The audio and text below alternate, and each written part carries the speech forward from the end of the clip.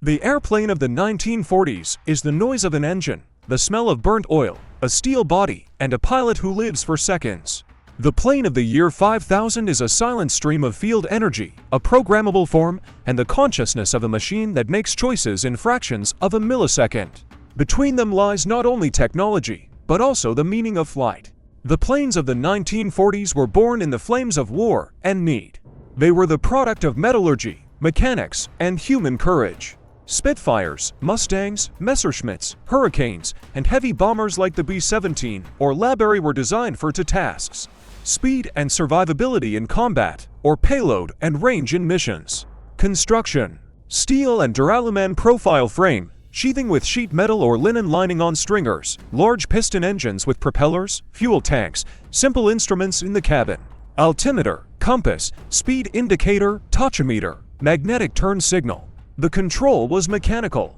Cables, steering wheels, pedals. The pilot felt the car through the force on the controls, through vibrations, and the sound of the engine. Navigation is visual, based on maps and guided by a landmark. The instrument navigation was crude. Radio direction finders, a polar compass, and local weather observations. Repair and logistics are a piece-by-piece craft. Mechanics changed the cylinders, adjusted the valves, adjusted the wings manually. Production consisted of workshops with presses, experienced workers, and inline assembly, but each machine still required manual refinement and control. The aircraft of the 1940s was vulnerable and also a symbol of risk. One flight could be the last, because protection was minimal, and tactics were based not on the long life of technology, but on completing the task here and now. The role of the aircraft was clear then. Strategic aviation decided the fate of the fronts, the fighter guarded the sky. The attack aircraft supported the ground troops. These machines shaped culture. Songs about pilots, monuments, rituals of memory. The air was an arena where the power of states was decided. Aviation economics, a military industry, followed by civilian conversion. Passenger liners, mail transportation. Flying was a feat for humans, and the pilot, mechanic, and design bureau considered the hero. It's now the year 5000.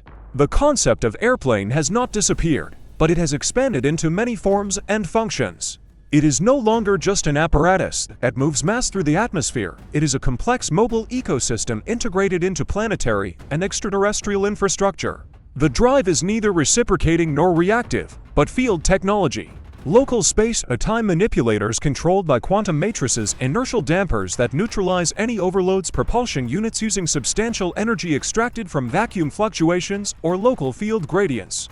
For the population, this means moving intercontinental in minutes and interplanetary flights in hours, with comfort, economy, and minimal environmental footprint. The transport network is a layered environment.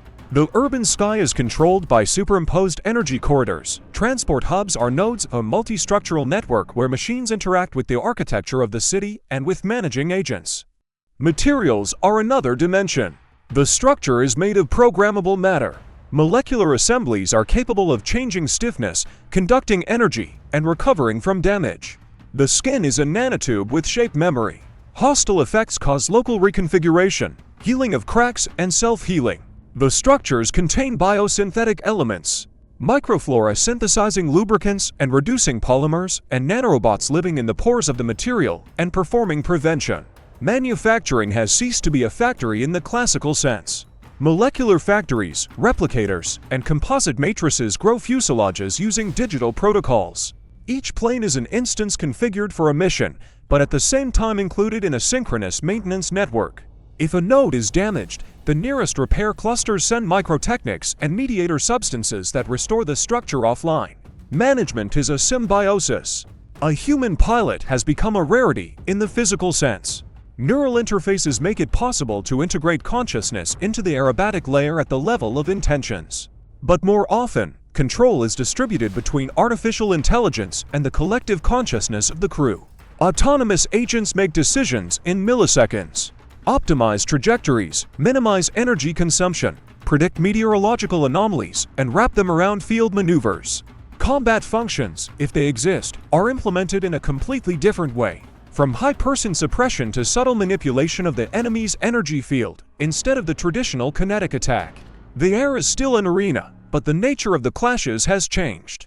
Information and energy conflicts, management of attention, and access to resources. Navigation is a layer of values.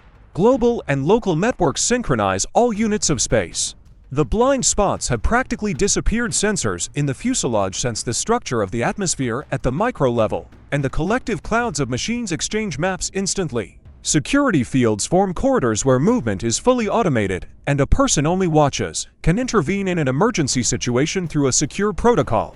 Regulation is multidimensional. International codes have been replaced by planetary conventions, and the right to fly has become the subject of ethical contracts. The role of the airplane in society has changed. It is no longer just a means of transportation or an instrument of war. Machines of the year 5000 are parts of ecological systems. They are engaged in thermoregulation of the atmosphere, dispersion of pollution zones, and resource mobilization in natural disasters. Delivery services have become autonomous chains capable of moving matter in the form of structural kits, which are then grown on site. In addition, transport platforms serve as residential cells, a temporary housing, a laboratory, and a cultural stage. A person can move into a vehicle for the duration of the journey, experience hours in an environment modeled after preferences. Smells, light, sound, social scenarios. The plane has become a place of life, work, and experience. Technological and social ethics are a key shift. In the 1940s, they didn't think about any ethics of an autonomous machine. Decisions were made by a person, and he was responsible. In the 5000th, responsibility is distributed among machines, developers, communities, and legal ecosystems. How can I delegate a risk decision? Who is responsible for the malfunction of the autonomous system? These issues have given rise to a new network of norms and institutions. Flight is impossible without the approval of the conscious owner. Access to the neural interface is regulated by the rights of the individual. But at the same time, public help routes are also available, where machines can redistribute resources in the interests of the majority. The culture of flight has also evolved. The image of a hero pilot gave way to the image of a researcher coordinator, an architect of aerial networks, a code artisan, and a bioarchitector. Music and movies still admire flight, but aesthetics have shifted from a harsh metallic silhouette to an organic, changing shape, to the beauty of field glow and patterns of aerodynamic flows. The memory of the machines of the 1940s is preserved in museums and in cultural practices. Restoration, flight simulations in a historical shell, rituals of commemoration of the fallen, all this lives alongside the practices of the future, where machines participate in memorials as keepers of memory, reproducing voices and scenes from recorded archives. The military function of aircraft has undergone a transformation and has caused drastic changes in security doctrines. Where before the tonnage of bombs and range were decided, now the ability to empathize, information suppression, to intercept forms of consciousness and infrastructural flows is being decided. Defense strategies have become hybrid, mixing cyber, energy, and socio-technical layers. However, at the same time, agreements on the inviolability of highways and prohibitions on interference in civil emotional infrastructures arose.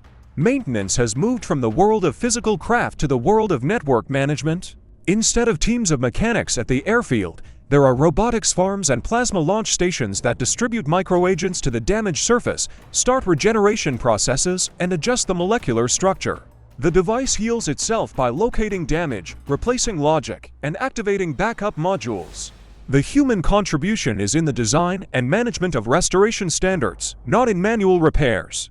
And yet there is a line of succession between these eras. The desire to cross space, accelerate contact, connect the world persists. As in the 1940s, flying remains a metaphor for freedom and power at the same time. In both cases, the aircraft shows the limits of the technological fantasy of its time. Only if earlier the limit was determined by metal and fuel, now it is determined by ethics, attention management, and access to resources. The last thought is about the man and the machine. The airplane of the 1940s required human courage. The airplane of the year 5000 requires human wisdom. The first asked the question how to overcome gravity, the second why move, and what consequences each of our movements has for the network of life. Between the noise of pistons and the whisper of field contours lies a 1000-year history. The history of technology, but also the history of choice, how to use the ability to fly to not only conquer space, but also preserve peace, ecosystems, and the meaning of human existence.